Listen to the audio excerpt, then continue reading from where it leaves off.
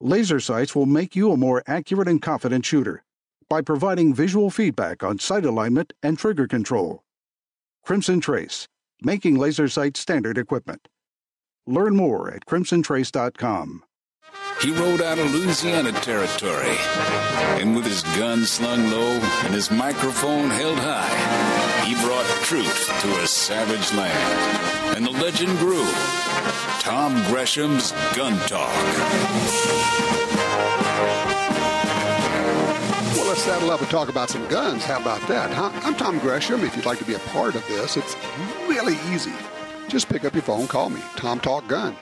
How easy is that? That's the number. Seriously, Tom Talk Gun. That'll get you in here. We're talking about, let's see, all sorts of things. Politics. We have an election in 2 days, which is vitally important. We have Democrats who are waging a war on gun owners and gun ownership. And it's interesting why they'll say, well, I support the Second Amendment, but it's always fun. I support the Second Amendment, but it'd be like saying, well, I support the First Amendment, but we're going to have to clamp down on hate speech, which means, I think maybe you should have a background check before you can buy a cell phone. Because, with that, you could text hate speech. So we're going to have the government approve you for that. We actually had some Democrats proposing that before you can buy a gun, the government does a check for the last 3 years of your activity on social media. No, I'm not making it up. Seriously. That's kind of where we are. It's where they say, we're not really anti-gun. We just want to take away your guns. What? And they say, well, we don't want to take away all your guns. We just want to take away the modern guns. Anything that's been designed over the last 50 years. You can have old guns, but you can't have semi-automatic guns, of course. I mean, who would want that? Why in the world would you want a gun that's designed 100 years ago? Which, by the way, for those who don't know, semi-automatic guns have been around for more than 100 years. AR-15s have been around for 50 years and are used by hunters and recreational shooters and competitors and people who just want to go out to the range. And, yes, they're used for self-defense. Mass shooting in Texas. Stopped by a guy who grabbed his AR-15, ran barefoot to the church, and shot the guy who was murdering people.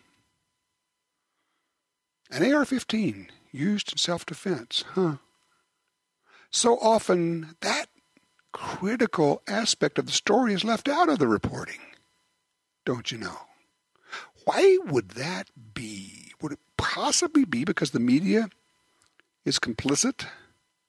Because the media actually wants to push an agenda? Because if they can convince the public that people don't use guns in self-defense, they can then convince the public that guns are only used for bad things. And they're very good at that. They don't report on self-defense gun uses, which happen thousands of times a day. Yeah, I said that. Thousands of times a day in the United States of America. 2.4 million times a year, according to the CDC. But if we don't report on it, it didn't happen, and the public doesn't know that people use guns to protect themselves and their families far more often than they do to commit murders. Far, far, far, far, far more often. And so the public is left with the impression that, for the most part, guns are used to kill people, and we should probably do something about that. In this push in the media, one of the things that's happened is groups have popped up, not on their own. AstroTurf groups popped up, funded by Bloomberg.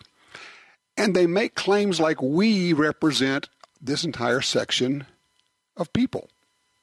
We, the gun ban groups, the gun ban industry, we're going to claim this entire section of the United States population.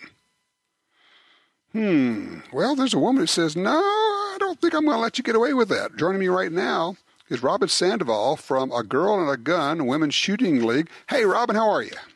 Hi, Tom. I'm good. How are you? I am excellent. I was so impressed. Your talk at the Gun Rights Policy Conference, where your message was essentially taking back the word mom from the Moms Demand Action Gun Ban group. How did you come up with that? That's right. Several months ago, Juliana Crowder and I were invited to speak at a symposium here in the state of Texas about different aspects of the gun culture and how it bolsters the state culturally and financially and, all the different aspects of gun ownership. And we were asked to go speak about the recreation side of guns because we enjoy competitive shooting, IDPA, USPSA. So we went to talk. That was kind of our presentation, was on all the fun things that we do with our guns. You mentioned earlier using an AR-15 in self-defense. I used my AR-15 the past 2 days at a Project Appleseed event. And so there's so many fun times when we love and have so much fun at the range. And so that's what we went to talk about to this crowd of different Fortune 500 leaders and policymakers. And while we were there, the dynamics of the room kind of changed because we spoke in the morning and we were able to field a lot of questions of the crowd of, how it is with the family. It just kind of naturally flowed, us being women up there and talking about guns and how it's really a family activity and shooting is something that our family does. And in the afternoon, these women came and they were from Moms Demand Action. And what struck me was two things. One, they didn't use their real names. They said they preferred to speak anonymously. And that really struck me because here I am talking about who I am, what I believe, what I stand up for, the training I've had, the credentials I hold, the title I have. You know everything about me and why I'm a subject matter expert on firearms and how I can talk about it as a mother and a professional in this industry. So all they brought to the table was the fact that they were moms, which is a very powerful position. I'm a mom. It's my greatest title, my greatest gift. But that really struck me as who are you to speak as a policy expert or a subject matter expert to this crowd on this topic? Secondly, as the crowd began asking questions of that panel, they kind of pitched us against each other as the gun owners versus the moms. And so Juliana and I became the gun owners, and these other women became the moms in the regular vernacular. And I said, no, I became a gun owner because I'm a mom.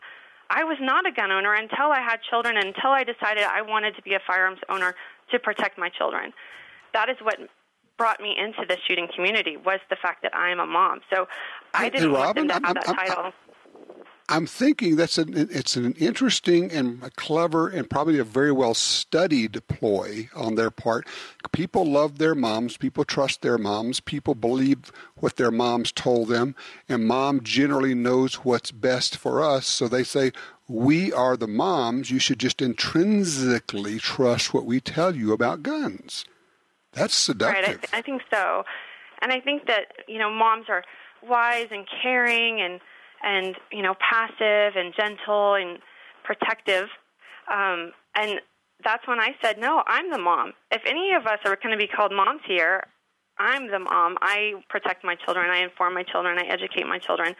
And as I shared at the Gun Rights Policy Conference, my daughter's battling cancer. And as a mom of a cancer child, you have to fight for your child. You have to protect your child. You have to advocate. So being a mom is gentle, it is nurturing, it is, all of those wonderful, caring things. It's also advocating and protecting and fighting and really gathering up tools and education and arming yourself with that information. Well, what you actually said was it was also going to war for your child and for your family. That's right, because that's what, I have that mama bear mindset that I will love my children and take care of them, but if there's a threat to them, I'm stepping up. I'm not going to bury my head in the sand and wait for someone else to take care of business. I'm the mom, okay. And look, you're very good. Your group, A Girl and a Gun, a national organization. You have women firearms instructors, females, women running these organizations, running these events. But you also, I'm just thinking, you're very good at speaking and positioning this. What would be your advice to women who are listening right now who are going, yeah, I'm a mom and I don't want to be identified with that group. What can they do? I think just speaking up and getting involved. The first step is to educate your community. As I shared at GRPC, part of the gun conversation involves our children, involves our schools. So go to those PTA meetings, go to those school board meetings, let your voice be heard. That the conversation about hardening our schools is about making sure there's exterior locks, making sure that there's anonymous tip lines, making sure that there's all these things in place to really protect our children. having our voice on that front is so important. So that would be my biggest message, is get involved as a mom, as someone who's caring in your community. Find the subject matter experts on emergency response in your community and ask them, what is the best response for my home, for my school, for my workplace, and use that knowledge to debunk all of the emotional clutter that gets out there. I'm going to throw out one other thought for you there. Maybe you can use this when you're talking to people. Is, yes, we want to do all these things. We want to identify the problem. We want to have the anonymous tip lines. We want to have locks. We want to have all of that. And then I want to ask the people, and what is your plan when all that fails and the intruder, the attacker, is inside the school? You've done all the other things that you want to do. They've all failed. Why would you deny us one last layer of protection? That's true. And I take it a step further even, and I make sure that both of my young children that are in school are certified in Stop the Bleed. And my middle schooler has a first aid kit in his backpack so that he has an IFAC kit so he can protect himself. Because at the end of the day, I want him to have the tools and knowledge he needs to come home to me. There it is. Robyn Sandoval, thank you so much. A Girl and a Gun Women's Shooting League. Take a look at it, folks. It's agirlandagun.org.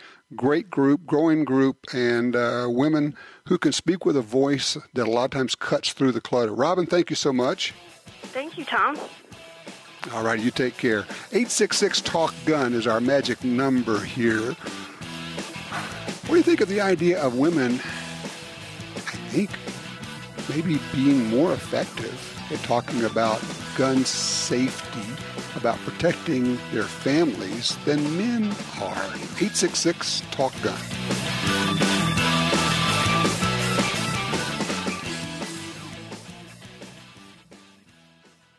For more than 70 years, Timney Triggers has been enhancing the shooter's experience. Whether it's a local competition, a day at the range, or even the hunt of a lifetime. Setting the standard in aftermarket triggers, Timney is now producing more than 170 models of triggers for bolt-action rifles, shotguns, AR rifles, and semi-automatic rifles. Proudly made in the USA since 1946. Find your new trigger at timneytriggers.com. Attacks happen every day. How will you react? See real people put into real-life criminal attack situations on First Person Defender. Discover what works and what doesn't. Kidnapping, ATM robbery, home invasion, and other attacks. Learn how to save your life and the lives of your family. Get the entire first season on DVD at shopguntalk.com. Get prepared. shopguntalk.com. This land, once wild and free, fades now from our memory. But I remember what it was like, what we were like, what we are capable of when we band together. Perhaps more than any other landscape, wetlands embody the life-giving abundance that nature has to offer. And perhaps more than any other organization, Ducks Unlimited is working to ensure that our continent's wetlands not only survive, but thrive for generations well beyond this one. These natural wonders are where waterfowl begin their cycle of life, where the deer and the antelope play, and where we, the people, gather together to see and share what makes the outdoors so great. The time is now to band together with organizations like Ducks Unlimited. The time is now to rescue our wetlands. Maximize your firepower and accuracy with Remington's new Model 1911 R1 Limited Double Stack. Up to 19+1 double stack capacity, so you can spend more time shooting and less time loading. Next level accuracy and handling with a 5-inch wrapped match-grade barrel and adjustable match-grade trigger for greater precision. Learn more at remington.com/handguns. The new Remington Model 1911 R1 Limited Double Stack. Welcome to a new era at Remington.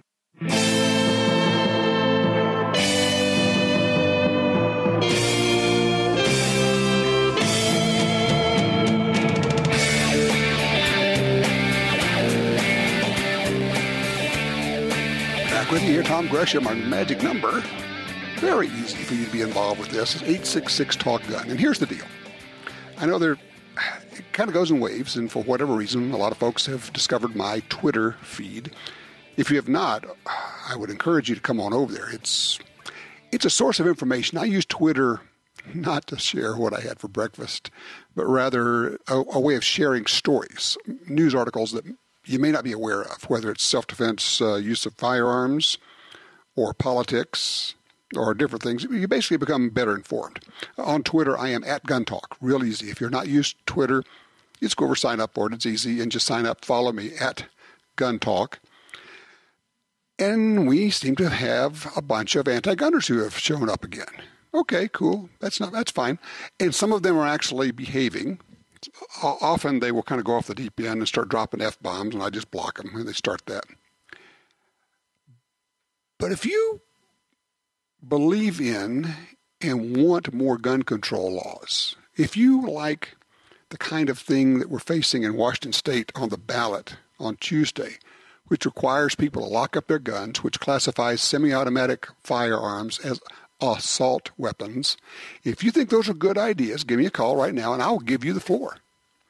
I will let you explain why you think those are good ideas. Not going to shout you down, not going to cut you off. We are going to have a conversation. No one's going to monopolize the conversation, okay? 866-TALK-GUN. Get you in here. Line 3, Anna is with us out of North Dakota. Anna, thank you so much for your patience. I know you've been on hold for a while. Well, that's fine. I get to listen to you, Tom. I've seen a laser printer demonstration. Uh-huh. And it's a hot glue gun on steroids. And the person who gave the laser printer demonstration, it was a pretty good demonstration, and it made a bunch of cool little plastic gizmos, which is why I say when you watch it, it's a hot glue gun on steroids. And the demonstrator pointed out several times, you can't make a gun with this, you can't make a gun with this, you can't make a gun with this. Well, hell, you can't make anything I'd really want to have with a laser printer. Well, okay, let me jump in. It's not a laser printer. Let's make sure people understand what we're talking about. You're talking about a 3D printer. Yeah, sorry, 3D printer. Yeah. Right, okay, good deal. All right, and so they're demonstrating a 3D printer, but they kept saying you can't make a gun with it? Yep, you can't make a gun because it's essentially a hot glue gun on steroids. Yeah, you can. There are different materials that you can use, and you can make a firearm with a 3D printer. It may not be a real good gun. It may not last very long, but you could make one with it. But I guess the bigger question is, who cares? Because it's perfectly legal to make your own gun, so why does anybody care? Well, apparently this person is not up on things like firearms laws, technical stuff, Constitution. And then the other thing here, when we start talking about the culture wars, I'm also a member of a reading group that this person has a lot of influence on, and she loves dystopian culture books. Everything we've read this fall has been a dystopian culture in one way or another.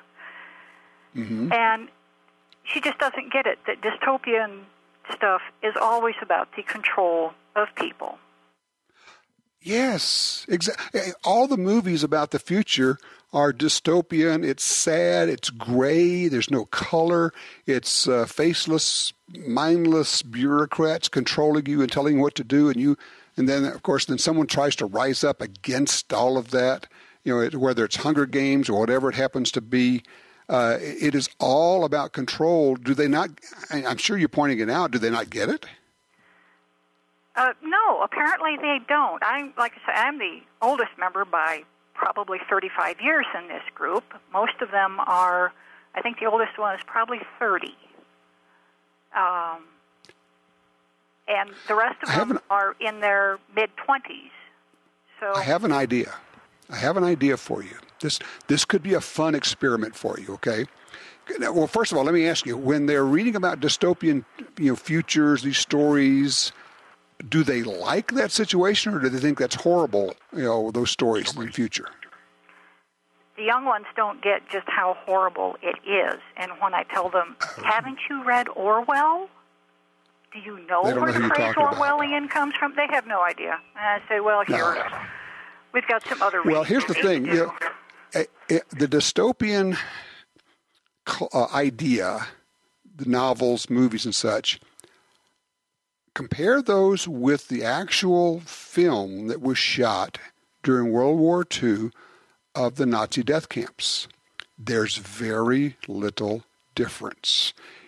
The dystopian future is a future of death camps. So I would throw this thought out. Here's the experiment. Ask them, well, how could you prevent that from happening? How could you prevent the government from deciding to wipe out a particular group of people or get control of everyone? And if they just are scratching their heads, you go, well, what if people who had guns just decided we're not going to let you do that? And then just sit back and watch them lose their minds.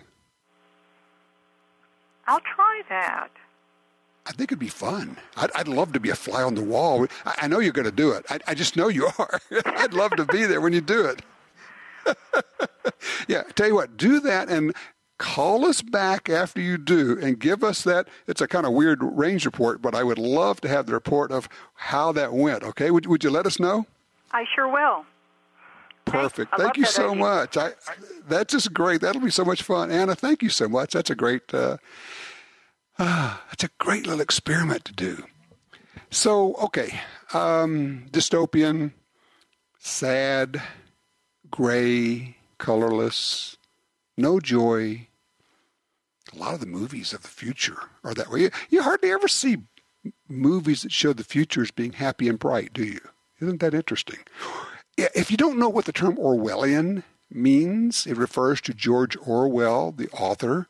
It refers to the book 1984, which was written long before 1984.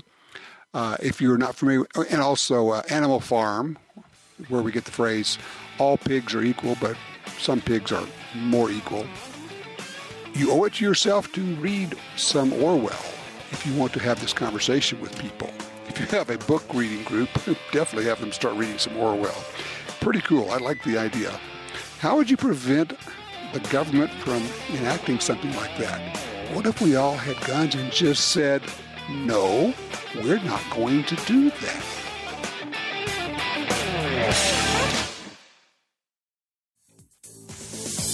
Honey, does this holster make me look fat? The right answers to the tough questions on Tom Gresham's Gun Talk. Well, we're talking about that.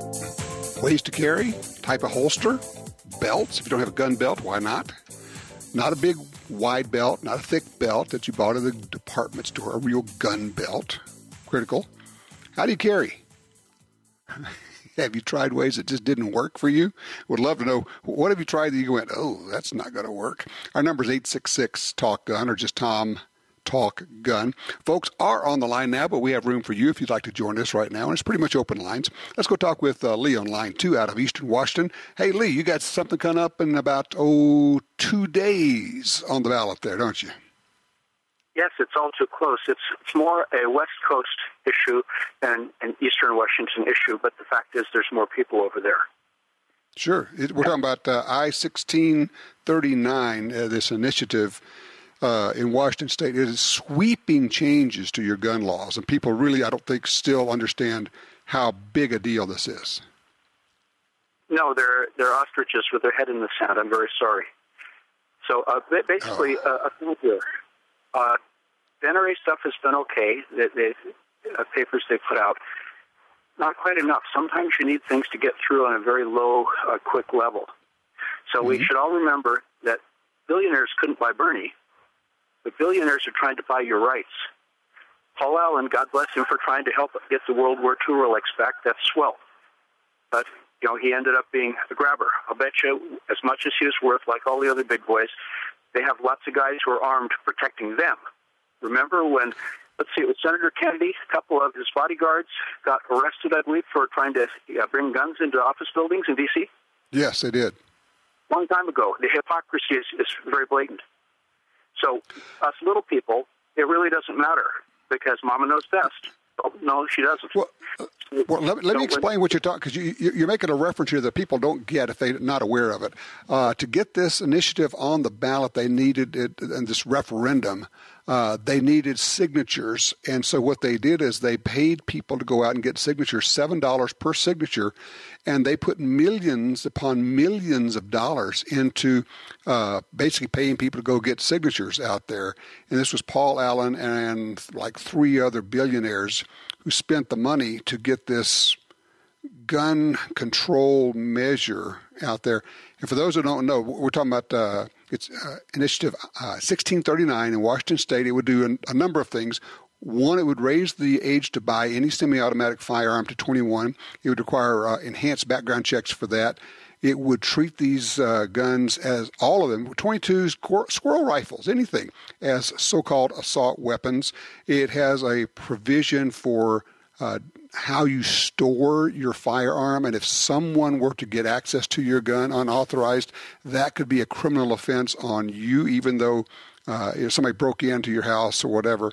It's really a horrendous referendum, and I just don't think the people of Washington State have awakened to what this is, and I'm quite afraid this thing's going to pass.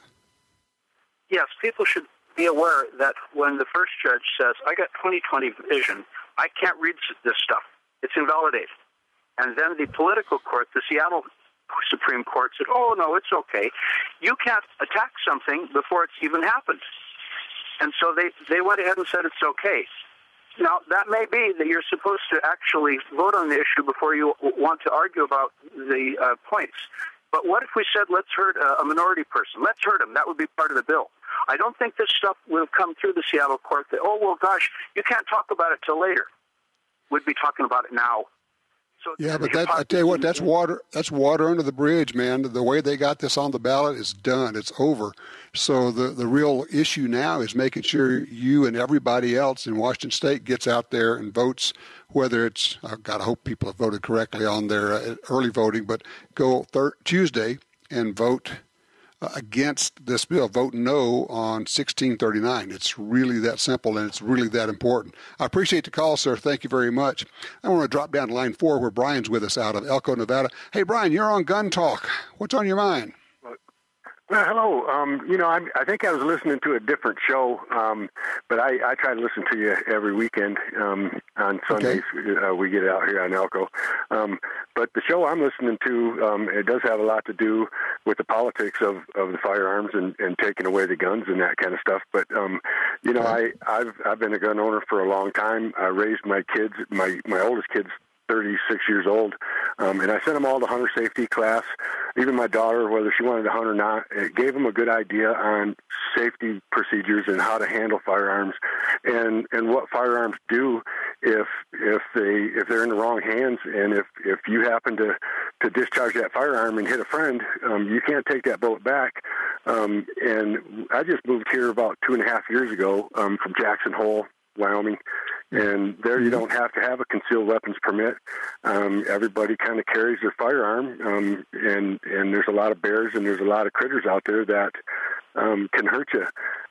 But I think I would feel safer. I mean, I don't want to make it mandatory, but I think I'd feel safer for people if they would take some kind of a training course if they're going to have a firearm, whether it be a pistol or a long rifle or a shotgun for hunting or just for self-protection in your own house. I just think that just because you have a right to carry a firearm, you should also feel that you have an obligation to be able to use that properly and to know the laws about it. Okay, I understand where you're coming from. You would like for people to get training. You'd like for people to be safe with firearms. Here's the tricky part of that. We can require people to get training before they hunt because hunting is a privilege. It's not a right. Owning a gun is a right and not a privilege. If we start requiring people to get training before they own a gun or carry a gun, then we could require training for any other of our constitutional rights. Or what if, and this happens, they can say, well, instead of an 8-hour course, we're going to make it a 16-hour course. Oh, wait, we're going to make it a 40-hour course with the goal of course, trying to get people to not take the training. And I guess, let me throw out this thought. You got areas like Nevada where you have constitutional carry. You have places where people don't have to take training to carry. There's no difference between those states and states which require training in accidents or in the incorrect use of guns in self-defense. There's no difference whatsoever. While I believe that it's good to get training, what we're not seeing is any improvement in safety or the misuse of guns, which kind of brings me to then, if that's the case, should we really require it? What say you? Well, I don't know that it should be required, but I think maybe it should be offered a little more readily. And I encourage people to get training. Look, if you're going to carry a gun for self-defense, there's a lot to it, and I do encourage people, and I have forever, to get as much training as you can. Not to mention the fact that training and shooting is fun. Oh, yeah, so absolutely. There you go. All right, listen, I got to scoot. I've gone over the break time here, and I appreciate your call very much. And it sounds like you've given it a lot of thought. I appreciate that. Hey, our number here is 866-TALK-GUN or just Tom Talk Gun. Open lines. Should we require, this is interesting part, should we require some form of training before you can even buy a gun? I know there are people who believe that. Is there any benefit to that? I've not seen any difference in places that require it and those that don't. 866-TALK-GUN.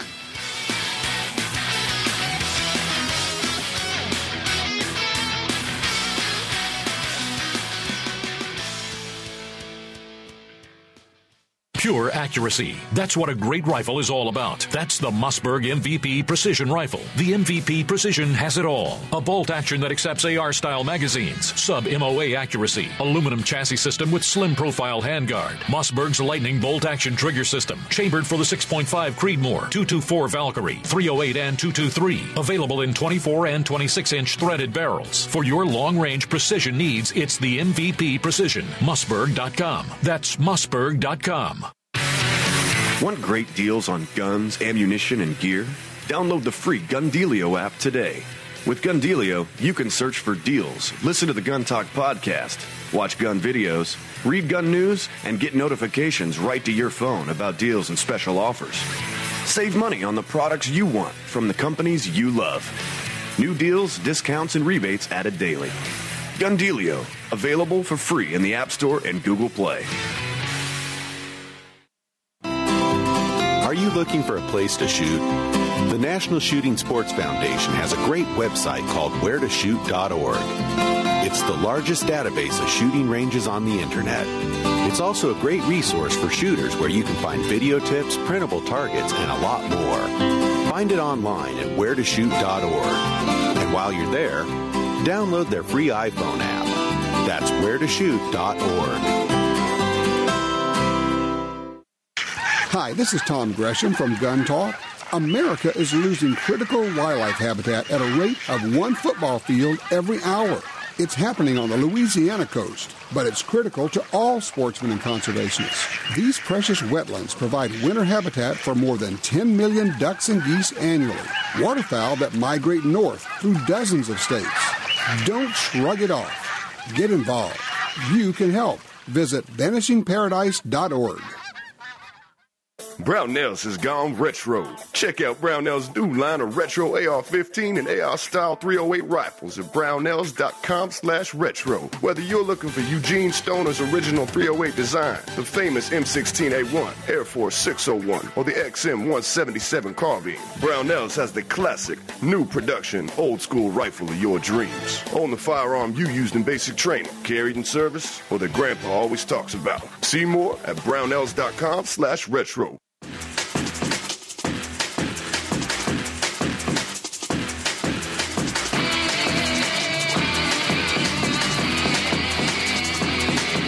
One of the things we love to do is talk about calibers, which is our favorite.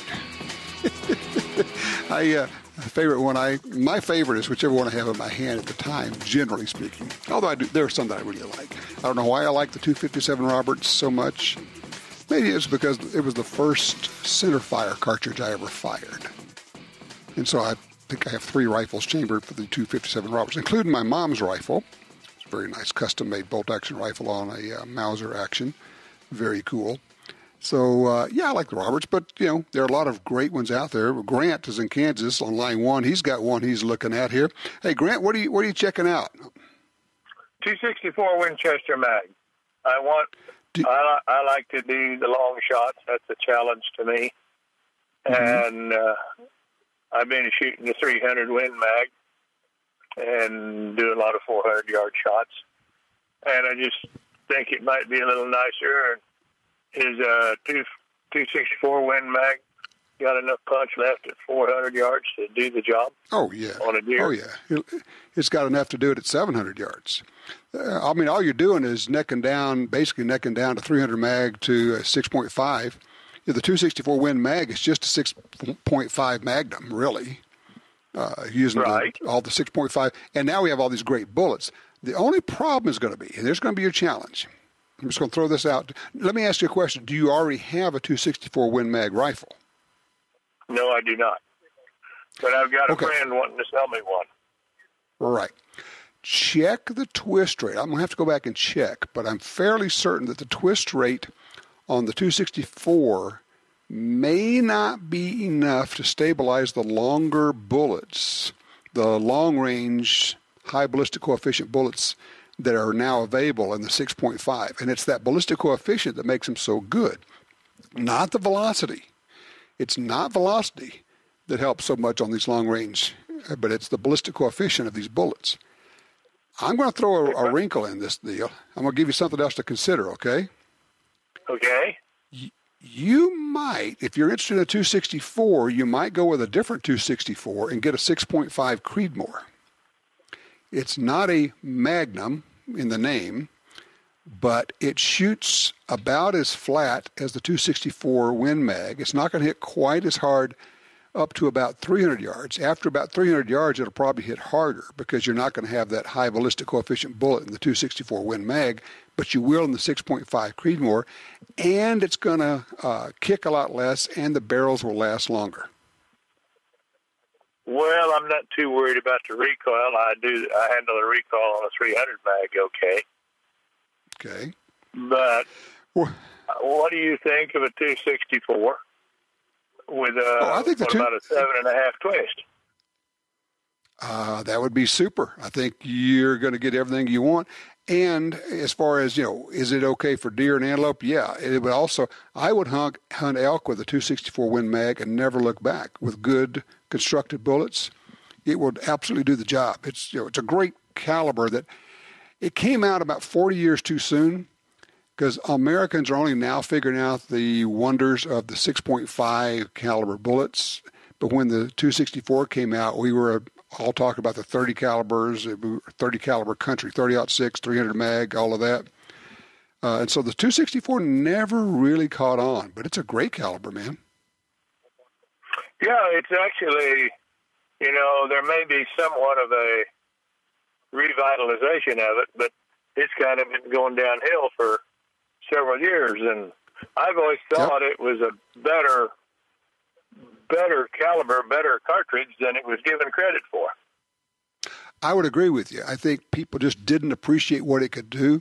And basically, it was out there doing what the 7 mag will do. Anything a 7 mag will do, a 264 Win mag will do. It's simple as that.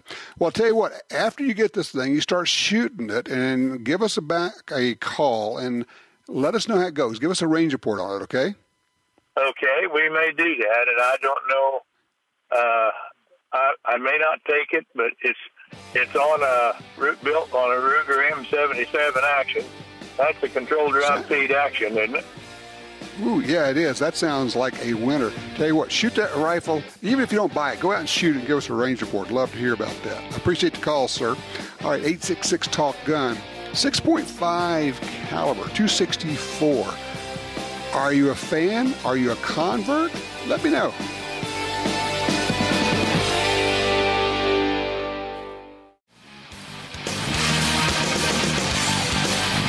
How about with you? Going straight to the phones. Let's see. Line 4. Austin's in Waco, Texas. Hey, Austin, range report. Talk to me, man. So my sister decided to get married, and I was a groomsman, and I'm trying to come up with a groomsman gift. I'm like, well, I'm going to get him a rifle. Well, his best man really kind of didn't want that. So I just bought him a rifle. I bought him a Remington 783 in 270. Yeah. And it's opening weekend in Texas here. So this morning, he shot his first deer. The first deer he's ever killed? Ever killed. He's 32. He's new to it. Shot it with the rifle I bought him. Yeah. Very happy. Now, you said his best man wasn't keen on the idea. Is that right? No, his best man was his brother, and he kind of, him and Hod. He's very, his brother's very liberal. My sister's extremely liberal. So. Ooh, that makes it even more fun. Exactly. So, I'm like, okay, I can read between the lines on these text messages. I'm just going to buy him a rifle. Excellent. So, all right. So the real question is, how did the groom like it? How did your brother-in-law like this rifle? Oh, he loved it. He was shocked. He was joyed. I mean, loved it. And he shot it. They got married in April, and he shot it since then. He got sighted in. And he came out a couple of weeks ago, and he shot it some more, and then killed his first deer today. Did you take him out hunting? Yes, I did. That is fabulous. All right, what was the range? How far was the shot? Well, we're in East Texas, so it's very, very wooded, piney trees. It's only a 50-yard shot. Oh, yeah, I'm real familiar with East Texas. So, yeah, that's terrific. All right, so you know what's happened now. You've gotten him hooked. Yes, hopefully so. It's going to be a money stuff going forward. Yeah, exactly. And that's terrific. And who knows? I'm not saying it'll happen, but, his enthusiasm for this may have an effect on his wife. You just never know. But on your sister, one could hope. But, at least you'll be getting positive feedback from that side as well. Well done. That is terrific. Great job. I just think that is a great idea. Terrific idea. So congratulations. A big old gun talk attaboy, Austin. Thank you, sir. All right. You take care. That's kind of cool.